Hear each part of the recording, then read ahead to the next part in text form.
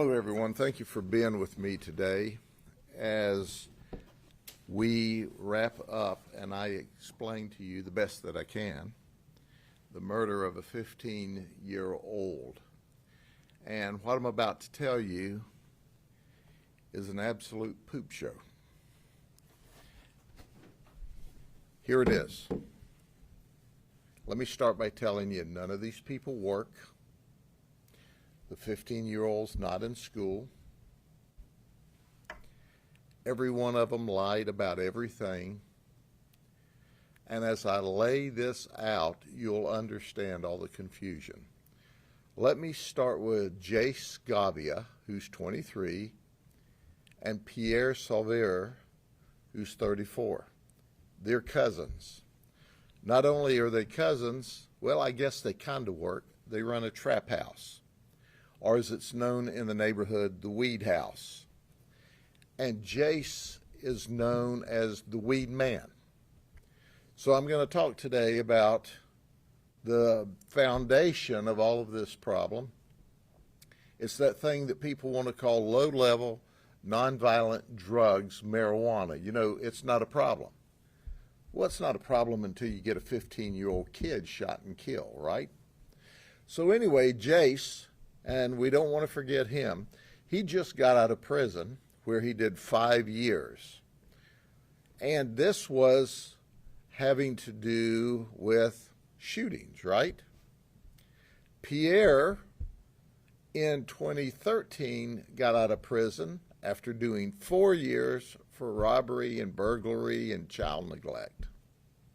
So let me take them off the page for a minute, because on that particular night of this event at their trap house, this all happened at the Weed House. Pierre was in a short-term rental up at the northeast area of the county, so he wasn't directly involved in this. I highly suspect he was either partying or selling dope or both. Jace was apparently in the Weed House when the shooting occurred, and of course, knowing the cops are coming and the shooting outside, he flees. So we're back to an event, and here's what happened. Jace talked to Lilia, who lives across the street. Lilia is a convicted felon. She wants a firearm. She can't buy it legitimately because she's a convicted felon. She has to buy it off of the street. So when Lilia tells Jace, I need a firearm, he refers her to Rashawn. Rashawn's 20 years of age. Now listen to this a minute. Listen clearly. He's 20 years of age. He's already got 53 felony charges lodged against him, 26 misdemeanor charges lodged against him, and he's been to prison. That's right. So he just got out of jail. He got a year sentence in jail. So, I mean, we take him out of the ability to commit crime for a year, and he's still got 53 felonies and 26 misdemeanors. I digress. So let me get back to the storyline. So Jace hears from Lilia, I want to buy a gun. I'm a convicted felon. She hooks him up with Rashawn. Rashawn's in Bartow now. So Lilia and Rashawn meet up at a Circle K, and guess what? Rashawn sells Lilia a gun.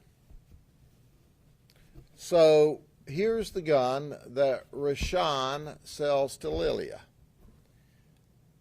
Did I happen to mention to you that the gun is stolen in a burglary out of Lakeland where Rashawn's suspected of committing the burglary? They negotiate the price. Lilia agrees to paying $200. So now Lilia has a gun that she takes back to her house, which is across the street from the Weed House. So Rashawn calls Lilia up and says, hey, I want to give you some more bullets or sell you some more bullets. And Lilia thinks this is an odd statement, but hey, what the heck? She gives Rashawn her address. Rashawn, in the meantime, this is Monday, September the 11th.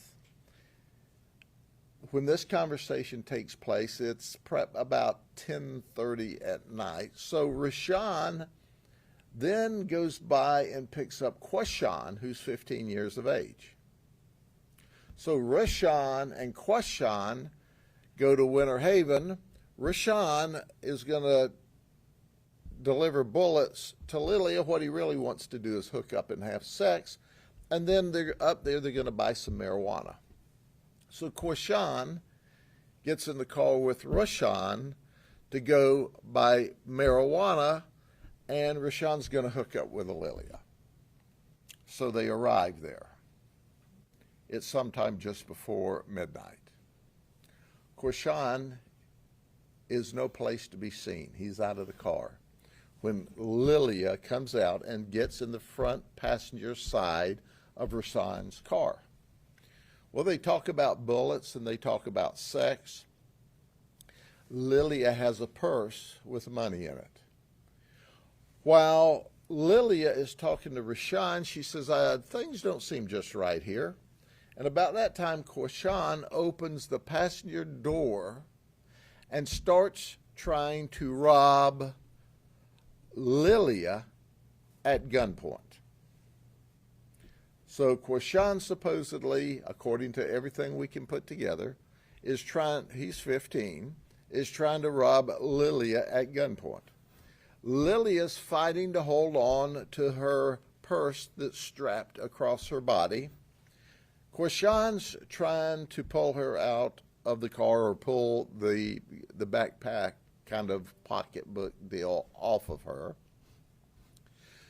Well, apparently, they forgot they sold her this gun. So now Lilia pulls the gun out of the pocket because she's being robbed at gunpoint and shoots Quashawn, who's robbing her. Did you hear what I said? You can't make this stuff up. So knowing that they had given her a gun early and she's going out to set with Rashawn, she puts the gun in her pocket so she has it. And when Quashawn decides he's going to rob Lilia, she shoots him. And down he goes. So she runs into her home. Rashawn takes off and leaves Quashawn dead in the driveway. He lays there about 2 hours. Lily goes into the house. She goes, I can't stay here. The cops are certainly on their way. So she leaves and she's hiding for the next 3 days. She finally comes back on Friday morning of that week and we grab her up. Now I want to say something. Rashawn's charged with felony murder because Quashawn is killed in the process of committing a felony against Lilia. Follow me? Rashawn's mother is an honorable woman. She said, I'd not had Rashawn in this house in 6 months. He's a grown man. He wouldn't behave. He was a criminal. Rashawn's mother is a wonderful, wonderful lady. And looked Rashawn in the eye and told him, you need to cooperate this. You got yourself into trouble. You need to cooperate with law enforcement. She dressed him down in the presence of deputies. Rashawn's mother did what mothers should do, and that's to make sure their children are held accountable. So he gave us a story. Quashawn can't talk to us. Obviously, he's deceased, and he's only 15 years of age, and he's a gang member. Lilia said, I was being robbed and I defended myself. At this point in the investigation, she is apparently the victim of a robbery whereby she defended herself and shot the suspect, Quashan, and Rashan confirms that. She's still under investigation, and we've arrested her for possession of a firearm by a convicted felon, tampering with evidence. Oh, by the way, she had a lot of cocaine and marijuana at her house. She was a drug dealer. So I guess when I said they all weren't working, at least this one, and this one selling drugs. So maybe that's their job. We have filed dozens of charges against these 4 folks. That investigation is still underway. But at the end of the day, we have a 15-year-old kid that's dead. When mother went to bed, the 15-year-old kid was sitting on the couch playing games on his iPhone, like 15-year-old kids do.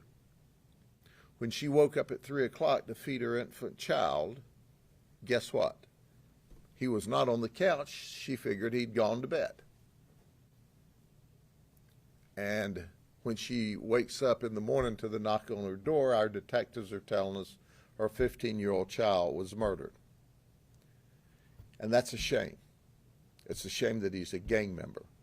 It's a shame that he robbed Lilia. This investigation's still underway, and the details are subject to change as the investigation goes on. But at the end of this investigation, there are no winners. Any questions? Did Rashan know that Quashan was going to rob Lilia? Was that the plan from the beginning? He has not admitted that. However, Quashan was not in the car at the time Rashan invited Lilia into the car. So did he think Quashan was out buying dope? Or was this the intentional ruse to get Lilia in the car so that they could go back and rob her of her dope, of her money, maybe even, heck, take the gun back that he had just sold? We don't know. What's the relationship between Rashan and Quashan? They're friends. Look, folks, when you live by the gun, you die by the gun. And that's what we have here. These folks have been in prison. They've been in the jail. They've all got criminal histories. And at the end of the day, we have a 15-year-old kid that's dead. And Mom said, he's 15, I can't do anything with him. Is there any remorse shown from Rashan or Lilia? No. Lilia went back into the house for an hour and then got in her car and fled and left this 15-year-old kid dead in the driveway, only to be discovered by someone else. The streets can be rough. And I've given you the 30,000-foot view. If we had time to get into the history and what sent all these people to prison, you would be shocked. You absolutely would be shocked. But guns and drugs end up with murder. If you have drugs, you're going to see guns. If you have guns and drugs, you're going to see robbery. And if you see drugs and guns and robbery, you're going to see murder. And that's exactly what this was. Okay? Thank you very much. You certainly can. They'll hold them all up for you. Have a good day.